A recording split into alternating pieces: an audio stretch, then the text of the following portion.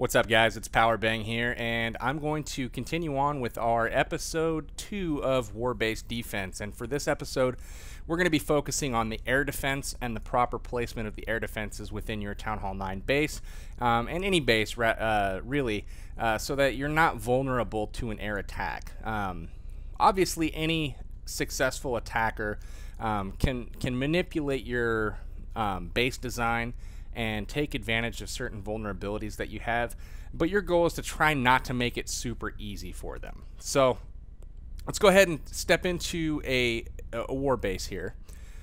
And what we want to look at is the placement of the air defense. Now, if you'll click these air defenses and you notice the radius of those, it's a little white line that goes around the defense building.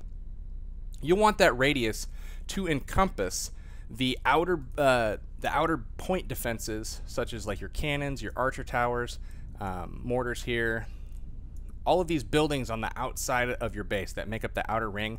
Your air defense needs to cover those buildings. What you're trying to prevent are balloons that are dropped for one or two at a time. You don't want somebody to be able to drop 2 balloons and be able to take out a building for very cheap investment.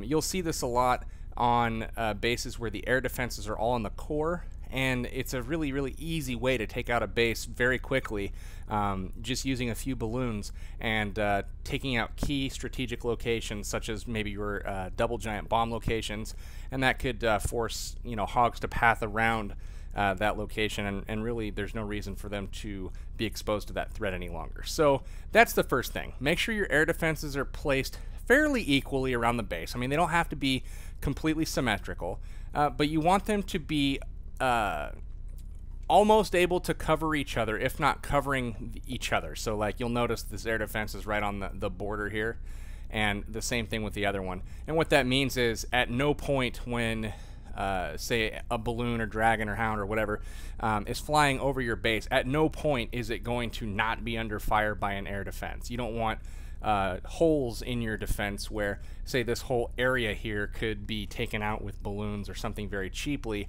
without being under fire by the air defense. So after they're spread equally around your base, you want to check the radius of all of them and make sure that, as we kind of pointed out before, that all of these buildings are covered. And this base does a pretty good job of doing that. Now, I don't want you guys to just copy this base. This is a base that I don't use very often. I use it for display purposes, and that's strictly because it's going to become an internet base. People will copy it. Videos will go up on how to 3-star it. It's just gonna be a bum deal for you having used a copied base. So I recommend against that. Come up with your own stuff. I want to have an example though to show you what I'm talking about with the the coverages, etc. So if you look at this last air defense, again, all of the point defenses with the exception of maybe this cannon down here, all of them are covered by this air defense. And looking around the base, you can't really get a whole lot of cheap point defenses taken out with just a loon or two. That being said, you also don't want to move the air defenses too far out of the base. If for example, you have your air defenses and they're in the outside compartments on the outside portion of the base, kind of where I'm marking them up here, that's really bad because not only do the radius, they stop and they don't actually cover the core of your base. You've left open all of the area in the center part of your base. So if some minions trickle in there, even on a failed attack, all of this area in here is able to cheaply get taken out without having any air cover. So that's one reason. But more importantly, even than that, it is very easy to send in just a couple hogs at the beginning of a raid and take out key buildings such as air defenses. So what you're trying to prevent is your base from being crippled almost immediately by hog riders, say at the beginning of the raid, or if you have, say, dragons, if there's air defenses on the outside of a base, even non-defense targeting troops can take those air defenses out in really short order, simply by dropping a few troops, funneling towards the building, maybe dropping a rage spell. Very easy to take out. So those are 2 things that I want to caution you guys against. Let's go ahead and look at a couple war attacks that demonstrate 2 of the extremes here and what you want not to do. So let's go ahead and step into our current war. And we'll go ahead and look at an attack by me. There we go. Now this here, if we pause it, you know, what we notice about this is we have air defenses and they're in the core of the base. So right away I know when I look at this and I do my scout, I know that I can use what's called a hollow wee-wee, which is hogs, loons, which is wizards. Those hogs can basically take out the core of the base, but the radius of these air defenses, you know, they don't cover the outside of the base. So like that would be one radius. The other radius would be something like this, you know. And as you'll notice, all of these buildings on the outside portion of the base, they're vulnerable to opening balloons.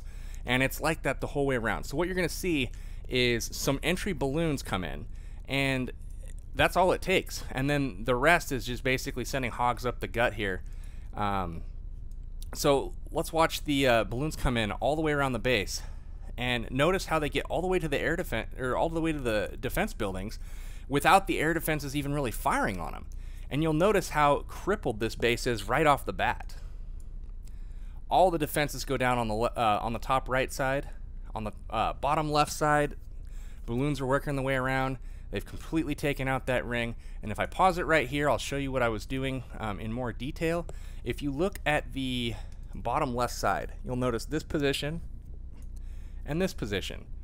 Those are going to be suspected double giant bomb locations. Now the other one is right here in the core. I felt like that one was pretty obvious due to the, you know, moving out of the air defense, etc. But the other two to look at are right here. So by taking out all of the defense buildings in this whole section, there's now no reason, as you send the hogs into the base, there's no reason for them to hop out and path this way anymore.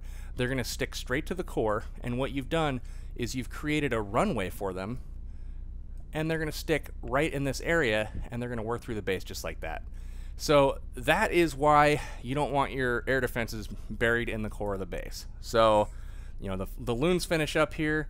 I'm able to continue on with my raid. I did make a rookie mistake in this raid by not sending in a hog rider to get out a balloon that the enemy had in his clan castle, and that was what ruined this raid. Very, very easy raid though, that, you know, obviously in hindsight, had I known there was a balloon in there, a hog, you know, next I'll never not do that again. But the point being is, look at the damage that you can do just with opening balloons from the enemy here having his air defenses tucked too far into the core. Now let's look at the other extreme. Let's go look at a base that has air defenses on the outside of the base. Now this is not where you want to put your air defenses, guys. It's behind one wall, and there are no defense buildings between the air defense and the outer walls. So very, very easily, you'll notice Steve-O is going to send in, you know, some troops here, take out the air defense positions, and this base is crippled right off the bat. So let's watch what happens when we fire this up. So he sends in some opening loons. All he's doing is getting the CC lure here. Going to go ahead and pull those down, and I'm fast forwarding this a little bit to kind of make my point and try to keep the video short. He's going to put down his kill squad, which is wizards, etc. Gets that going, and he's going to break in now and kill the queen. And as soon as the queen goes down, so right now, watch what happens. He sends in hogs. They get the first couple defenses, and boom, he's now down 2 air defenses right off the bat, and he's still got a hound and 12 balloons to come in for the top side. You'll notice the first hound comes down, puts the balloons in, and he's working just from the right to the left side of the base. As soon as he takes that air defense down, that hound's going to move to the other side. It blows up from the air mines, but it's too late. The rage is there. The balloons take that position out. And what else is this guy going to do? He's got nothing left to stop the balloons, plenty of cleanup troops left, and he's going to go ahead and take out the rest of this base for 3 stars. So this is why you want to make sure that your air defenses are placed in an optimal fashion. You want to make sure that they're, you know, in the inner rings of your base, but not in your core. Don't leave it where you can be hollow wee-weed very easily, like I showed you in that first raid.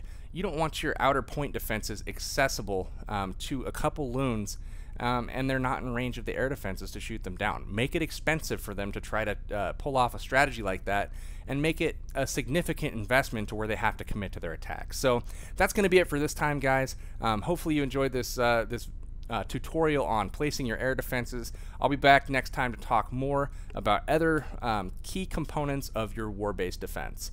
So best of luck to you guys in your war raids. This is Powerbang, and I'm signing out.